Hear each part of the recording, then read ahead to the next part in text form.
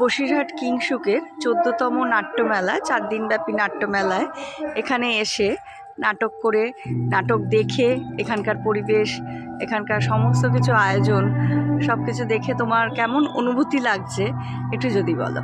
দর্শক হিসেবে নাটক করতে এসে সমস্ত কিছু দিক থেকে অনুভূতি যদি জানাও।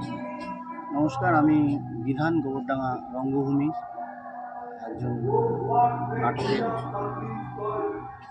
যোদ্ধা বলতে পারি।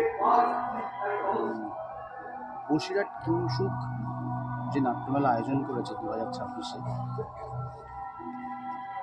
এই ফেস্টিভ্যালটা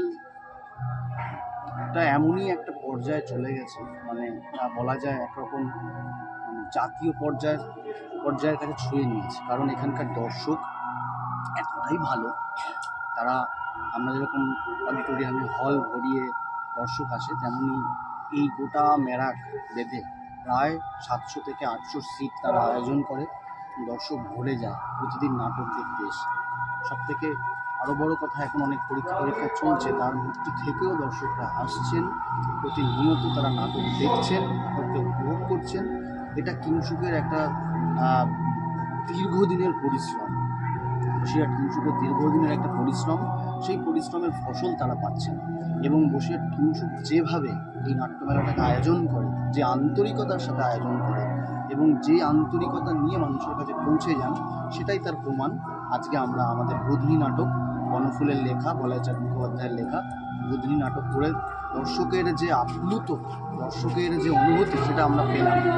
আর বসিরহাট কিংসুকের সর্বদিক থেকে আয়োজন, তাদের মানে ক্ষণে ক্ষণে তারা খেয়াল রাখছে যে আমাদের কখন চা দরকার, আমাদের কখন কী দরকার।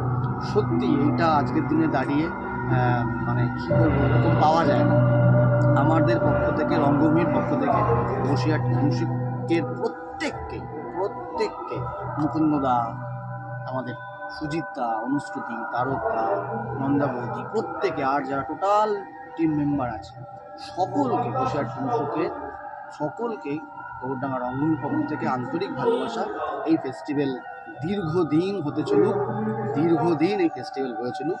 থিয়েটারের জয় হোক, বসিরহাট কিংসুকের জয় হোক। নমস্কার।